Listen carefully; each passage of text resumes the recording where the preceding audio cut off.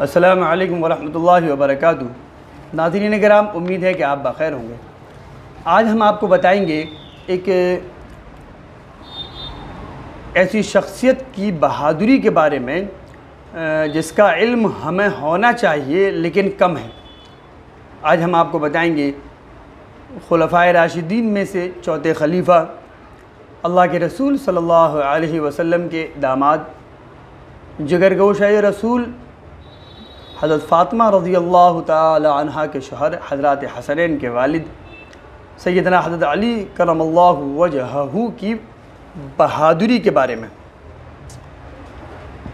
नाज़रीन किराम, बहुत कम लोगों को इस बात का इल्म है कि हज़रत अली रज़ियल्लाहु ताला अन्हु की एक तलवार ऐसी थी जिसका वज़न 105 किलो था।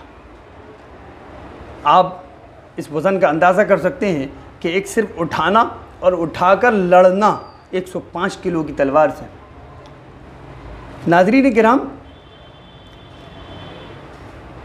अल्लाह के रसूल सल्लल्लाहु अलैहि वसल्लम के ज़माने में एक जंग हुई थी, जंग खैबर। जंग खैबर की क्या तफसीलात हैं, किस पस मंज़र में हुई थी, ये इंशाअल्लाह हम तफसील से आपको किसी और मौके पर बताएंगे। अभी हमें सिर्फ हज़रत अली रज़ियल्लाहु ताला अन्हु की बहादुरी बतानी है। खैबर के मौके पर 2 दिन जंग हुई। पहले दिन, दूसरे दिन जब जंग हुई तो शाम को अल्लाह के रसूल सल्लल्लाहु अलैहि वसल्लम ने फरमाया कि सभी सहाबा आराम करें, कल सुबह मैं ये झंडा उसको दूंगा जो अल्लाह और उसके रसूल से मोहब्बत करता है और अल्लाह और उसके रसूल उससे मोहब्बत करते हैं। अब जाहिर है कि ये एक सनद थी। अब सहाबा सोएं क्या, वो तो रात भर अल्लाह से दुआ करते रहे कि झंडा हमें मिले, क्योंकि ये सनद थी मोहब्बत की दोनों तरफ से। ये एक बड़ी चीज़ थी। सहाबा ने अगले दिन जब सुबह सफ़ लगने का मौका आया तो तमाम सहाबा जमा हुए कि हमें मिले, और हर एक मुंतज़िर कि कौन वो खुशनसीब है जिसको ये झंडा मिले। आपने नज़र घुमाई और नज़र घुमाने के बाद कहा कि अली कहाँ है? कहा अली तो नहीं है। क्यों नहीं है, कहाँ है अली? कि बताया गया कि अली की आँख आ गई है, जैसे हम लोग कहते हैं ना आँख आ गई है, आशोब चश्म, कि अली की आँख आ गई है और इतनी दुख रही है कि जिसकी वजह से वो मैदान में नहीं आ पाएंगे। अल्लाह के रसूल सल्लल्लाहु अलैहि वसल्लम ने फरमाया, बुला के लाइए। अली तशरीफ़ लाए। आपने अपना लुआब दहन, अपना थूक मुबारक हज़रत अली रज़ियल्लाहु ताला अन्हु की आँखों में लगाया, जिससे फ़ौरी तौर पर हज़रत अली रज़ियल्लाहु ताला अन्हु की आँखें ठीक भी हो गई। हज़रत अली फरमाते हैं कि उसके बाद न कभी मेरी आँख आई, न कभी मेरे सर में दर्द हुआ। अल्लाह के रसूल सल्लल्लाहु अलैहि वसल्लम के जिस्म की एक एक हिस्से की बरकतें हैं। इंशाअल्लाह किसी और मौके पर आपके पसीने की खुशबू, इसका तज़किरा इंशाअल्लाह किसी और मौके पर किसी और वीडियोज़ में किया जाएगा। हज़रत अली उसके बाद अल्लाह के रसूल सल्लल्लाहु अलैहि वसल्लम ने वो झंडा हज़रत अली रज़ियल्लाहु ताला अन्हु के हाथ में दिया। चूँकि आप एक दिन पहले बताए थे कि मैं झंडा उसके हाथ में दूंगा जो कल खैबर को फ़तह कर लेगा। खैबर का किला ये एक ऐसा मज़बूत किला था यहूदियों के पास जिसके खंडरात आज भी 1500 साल मुकम्मल होने वाले हैं और उसके खंडरात मौजूद हैं। और उससे पहले का बना हुआ था, वो बहुत मज़बूत किला था। उसका दरवाज़ा भी इतना ही मज़बूत था। खैबर का दरवाज़ा बहुत मशहूर दरवाज़ा था उस किले का दरवाज़ा। और किलों में आम तौर पर मज़बूत दरवाज़े लगाए जाते हैं, लेकिन खैबर के किले का जो दरवाज़ा था वो इंतहाई मज़बूत दरवाज़ा था। हज़रत अली रज़ियल्लाहु ताला अन्हु से जब अल्लाह के रसूल सल्लल्लाहु अलैहि वसल्लम ने फरमाया, अली जाइए, आगे जाइए। हज़रत अली आगे बढ़ते हैं तो यहूदियों में एक पहलवान था, उसका नाम था मरहब। ये मरहब नामी पहलवान बड़ा अजीब पहलवान था। ये 1,000 का मुकाबला अकेले कर लिया करता था।